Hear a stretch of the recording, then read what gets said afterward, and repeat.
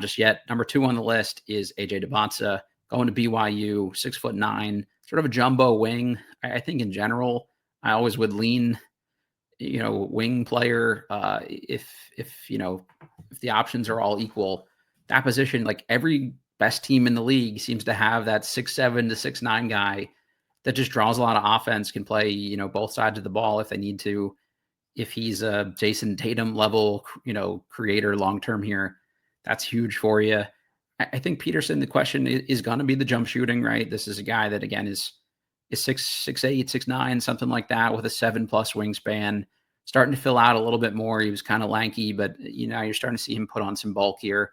Watching some preseason videos from BYU, Dybantsa looks cut up already, so the strength program there is clearly working for him.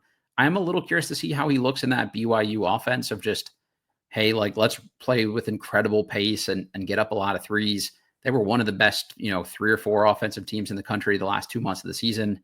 They had an incredible run, in the tournament. I want to say they got to the Sweet 16, but they just were great offensively, kind of a juggernaut team. They played a great game against Alabama. He's a little bit more of a ball stopper. He's a guy that wants to slash, get to the mid-range. I think that mid-range pull-up game is his bread and butter, which I know Wizards fans love. So that's probably going to be the popular name throughout the pre-draft process / the entire season this year. When you see those highlights of him just hitting, rising up over somebody and hitting like a 15-foot tough jumper, he looks incredible. But when he's at his best, I think he's playing two-way basketball, like causing havoc on defense with these elite physical tools.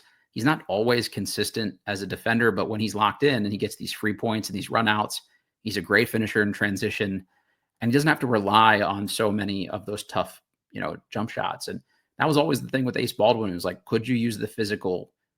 Ace Bailey last year, not Ace Baldwin from Penn State. Ace Bailey from Rutgers was, could he do enough with his physical tools to get easy baskets? And I never really saw enough of that.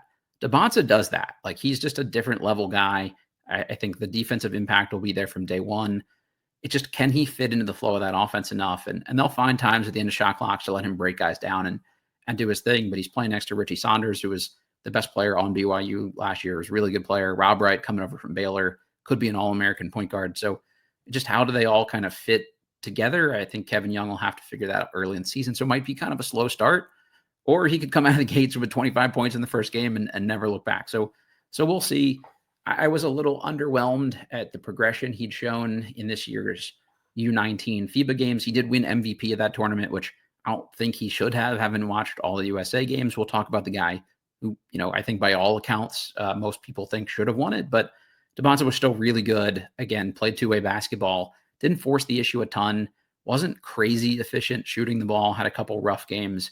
The three-point shot just looks kind of flat. I think he's got to obviously continue to refine that. And somewhere like BYU, they're going to try to maximize his ability to draw attention. And I think part of that is shooting threes. So it's a good spot for him to be in.